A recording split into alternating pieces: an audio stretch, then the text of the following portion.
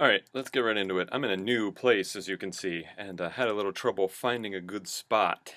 This is probably, this is probably not gonna work like this. Whoa. I don't know if this is gonna work either. It's fun though.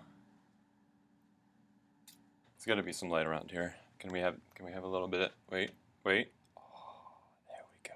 Alright, we're talking about Falmouth, Massachusetts, and how awesome it is. If you need to catch up, a link is below.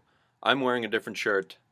It's worth a watch. What I wanted to talk about is how it's changed over the years, and I think that I can basically equate the changes to this. As I've grown up, so has Falmouth. The Candlepin bowling alley is still there, but it doesn't have arcade cabinets or carnival games. It has a small bar. The touristy t-shirt places are still there, and Soft as a Grape is still there, emitting its delicious grape soda slash bubblegum scent. I put scratch and sniff stickers all over my bed frame once because of that scent. They were grape. They had my name on them.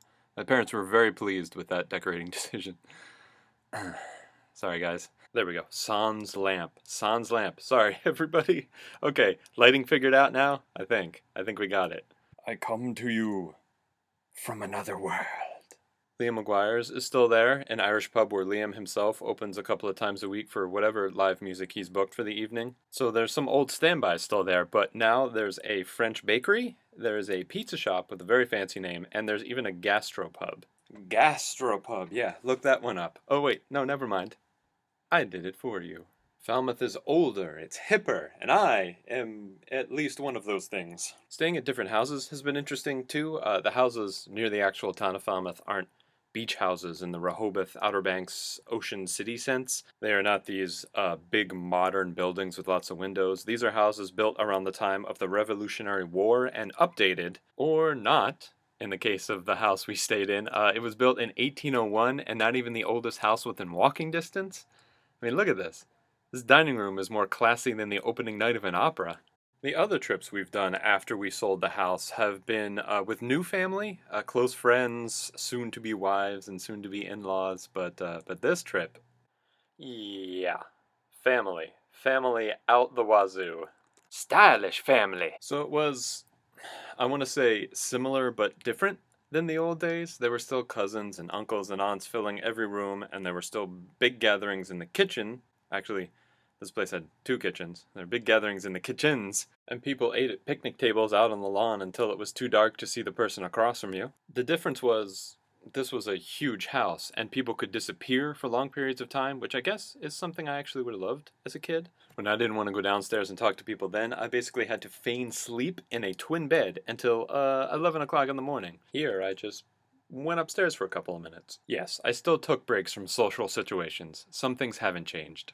And this time, suffice it to say, I was a grown-up. When I was young, whatever drama or craziness was happening in my family happened while I wasn't looking. I grew up thinking that, well, my family was pretty sane and well-behaved and pretty normal. This trip, shall we say, disabused me of that notion. I was told a lot of stories, and some of them were tough to hear, but I'm glad I heard them. I guess they make me, they make my family more complex and more interesting. My family has stories, boy. It's something I've neglected up until now. Here's hoping I remedy that. I went by my grandparents' old house too. I took a shortcut from town through the basketball fields out back of the old high school and walked up the narrow streets. Here is the mustard yellow of the house I remember, and here is its new form.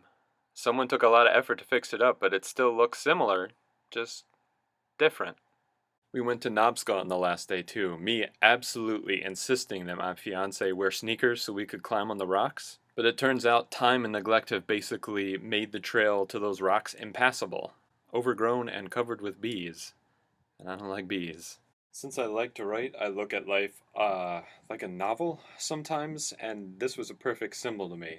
You, Sean, you can keep going to all the old places, but it will never be the same. I think similar but different is a phrase that as a kid I probably would have thought was a joke, but it makes a lot of sense to me now, you know? There's nuance in the world.